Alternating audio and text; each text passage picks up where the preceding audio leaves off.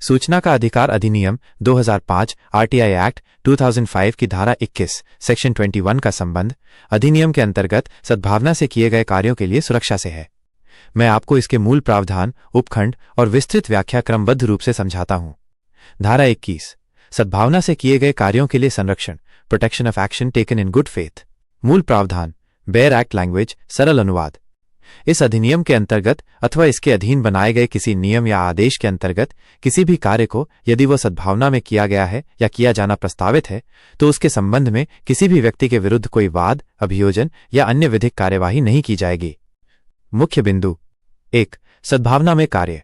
यदि कोई जन सूचना अधिकारी, पीआईओ, प्रथम अपीलीय प्राधिकारी, सूचना आयोग या कोई अन्य व्यक्ति आरटीआई एक्ट के अंतर्गत ईमानदारी और सही मंशा से कार्य करता है तो उसके खिलाफ कोई कानूनी कार्रवाई नहीं हो सकती।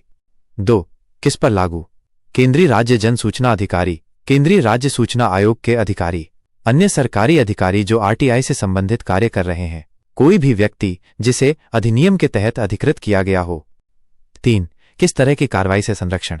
दीवानी सिविल मुकदमा, आपराधिक क्रिमिनल मुकदमा, अन्य कोई भी न्यायिक कार्यवाही। 4. सीमा। यह सुरक्षा केवल तब मिलेगी जब कार्य सद्भावना में किया गया हो। यदि जानबूझकर गलत सूचना दी गई, सूचना छुपाई गई या आरटीआई एक्ट का दुरुपयोग किया गया तो यह संरक्षण लागू नहीं होगा। व्यावहारिक उदाहरण। उदाहरण 1. पीआईओ ने समय पर सूचना दी लेकिन रिकॉर्ड में उपलब्ध जानकारी अधूरी थी। उसने जानबूझकर कुछ नहीं छुपाया बल्कि रिकॉर्ड में ही कमी थी। धारा 21 के तहत उस पर कोई केस नहीं हो सकता। उदाहरण 2. किसी अधिकारी ने गलती से पुराना रिकॉर्ड भेज दिया लेकिन वो जानबूझकर गलत नहीं था। धारा 21 सुरक्षा देगी। उदाहरण 3. अधिकारी ने जानबूझकर सूचना रोक ली, रिश्वत मांगी या गलत तथ्य दिए।